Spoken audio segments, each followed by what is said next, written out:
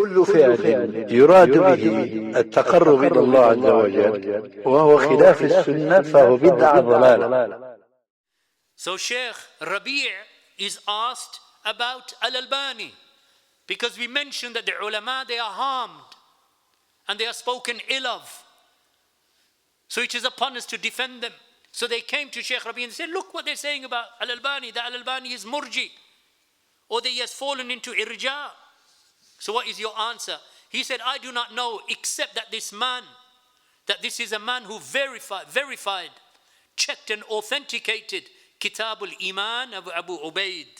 This is Abu Ubaid al-Qasim bin Salam, who died in the year 224. So why does Shaykh Rabi mention that? Because the Talib Ilm will know what this means. Because it was this, Abu Ubaid al-Imam, from the Salaf, Abu Ubaid al-Qasim bin Salam, who died in 224, that wrote the book, Kitab al-Iman. This book expresses in detail the definition of Iman, its meanings as understood by the early Salaf, along with the refutation of the innovators who opposed the correct understanding of Iman, such as the Murji and the Jahmiyyah and others.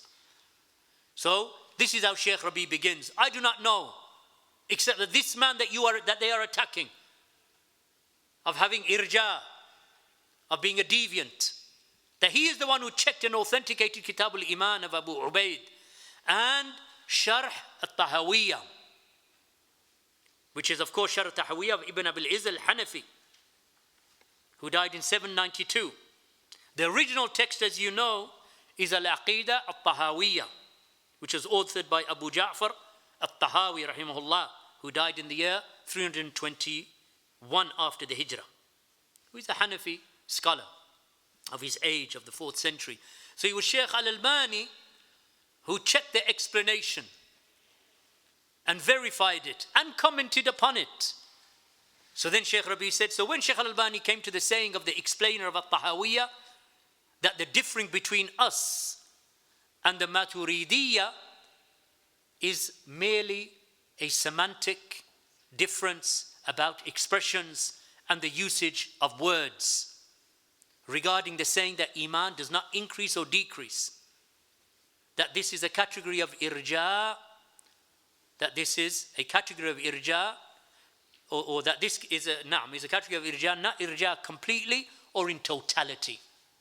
So this is what the explainer said about the difference between Ahlul Hadith, Ahlul Sunnah and the Maturidiyya.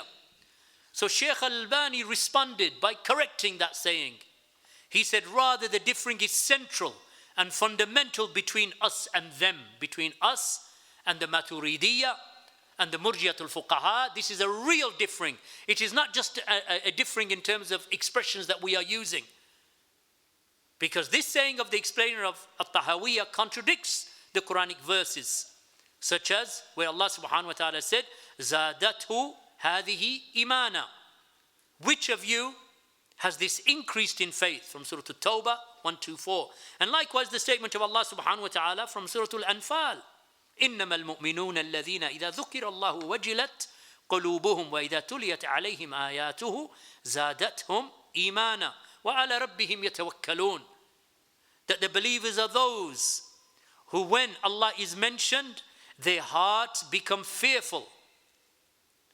And when His verses are recited to them, it increases them in Iman. إذا تليت عليهم آياته زادتهم إيمانا. It increases them in Iman. And upon their Lord, they rely. Anfal, ayah number 2. So then Shaykh Rabi said, so that which we know from him is that he would wage war, Al-Albani would wage war against irja. And I do not know from him that which they are claiming, accusing him of irja. And we ask Allah for well-being. Many of those who focus their attacks against this man, Al-Albani, are people who conceal themselves behind the screen of Sunnah. Whilst they are Ahlul Bid'ah, they are a foul and destructive weapon in the hands of Ahlul Bid'ah. They fight against this man and his likes from the great and distinguished people of Sunnah, the callers to Sunnah, and those who defend the Sunnah and fight against innovations. So they attacked the distinguished scholars in the Islamic world in order to hinder the spread of Sunnah and to hinder authorships in the Sunnah and to hinder da'wah to it, as well as to hinder fighting against bid'ah and its people.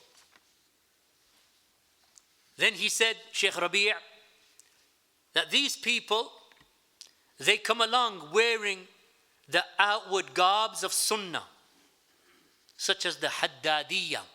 And this is a sect that arose in our times. They are the followers of Mahmud al-Haddad. They are Haddadiyya.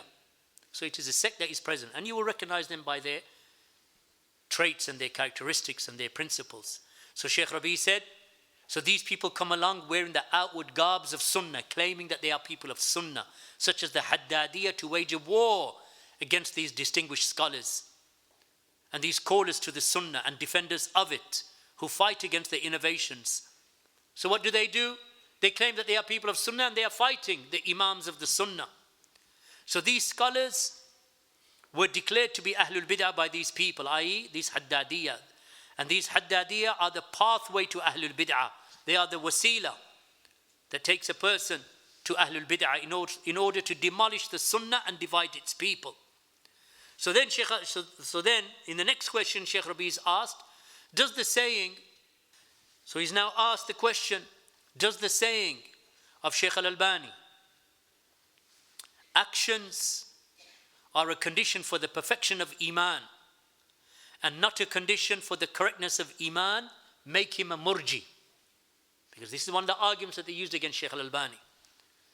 That actions are a condition for the perfection of Iman and not a condition for the correctness of Iman. Does that make him a Murji? So Shaykh Rabi, he answers. And look at the honesty of the Shaykh and the trustworthiness of the Shaykh, even against his own Shaykh, even against his own teacher. He said, we are not able to say that he is a Murji due to this saying. However, we correct the Shaykh in this matter and we do not accept it from him. We say that actions are a part, juz'un min al-iman, that it is a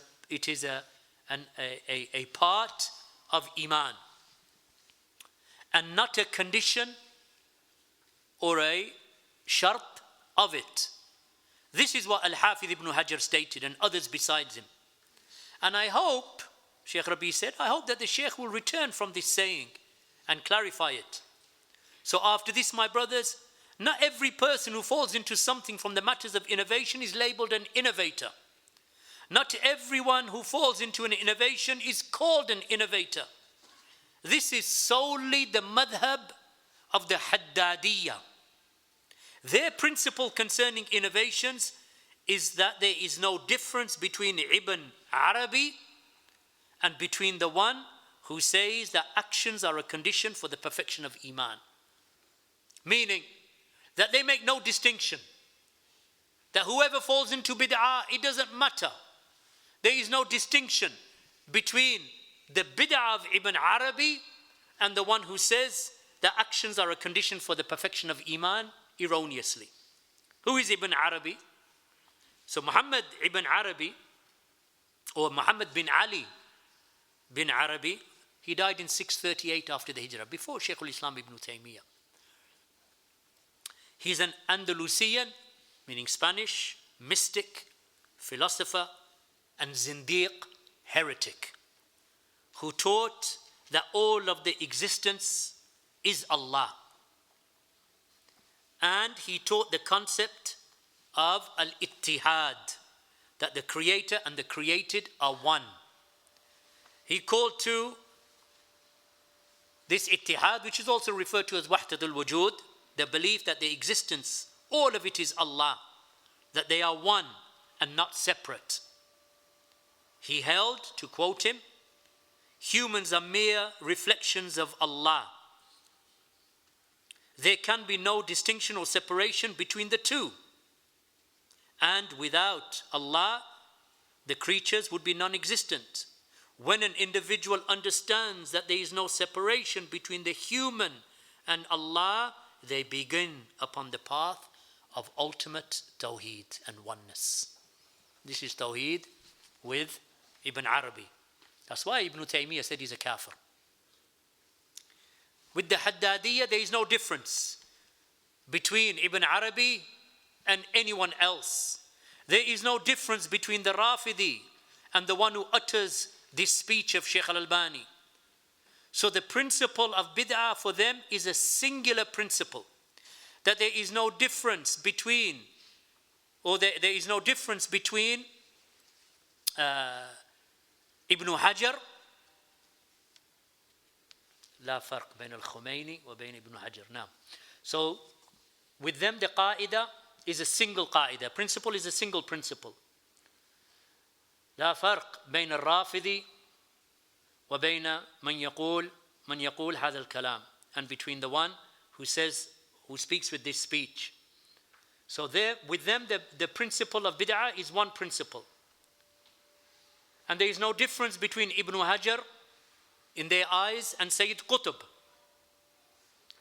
So what they intend by that, as far as they are concerned, that there is no difference between Al-Khumaini, the Rafidi, and Ibn Hajar. Do you understand? Rather, the Haddadiyya say that Ibn Hajar is 100 times more dangerous than Sayyid Qutb. Why do they say that? Because they, the Haddadiyya, are hidden and concealed undercover Qutbiyin. They want to tell the people that those who do not declare Ibn Hajar to be astray, who is more astray in innovation, they want to tell the people, نعم, يقول للناس هؤلاء الذين لا يؤمنون ابن حجر أشهد. نعم, that those who do not declare Ibn Hajar to be astray, that they are more astray than the followers of Sayyid Qutb.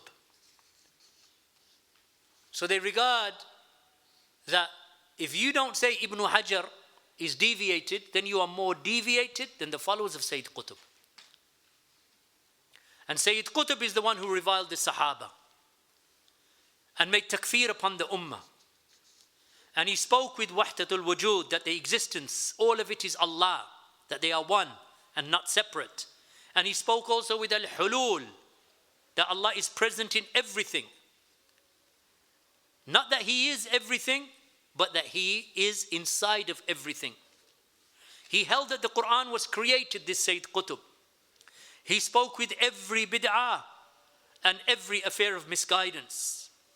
And he gathered between the innovations and misguidance from every direction. And those who follow him and venerate him, then the truth in their eyes is lowly. And the aqidah of Tawheed and Iman is lowly in their eyes. These are the Haddadiyya. That they do not leave anyone who makes a mistake, anyone who falls into bid'ah, he is a mubtadi'.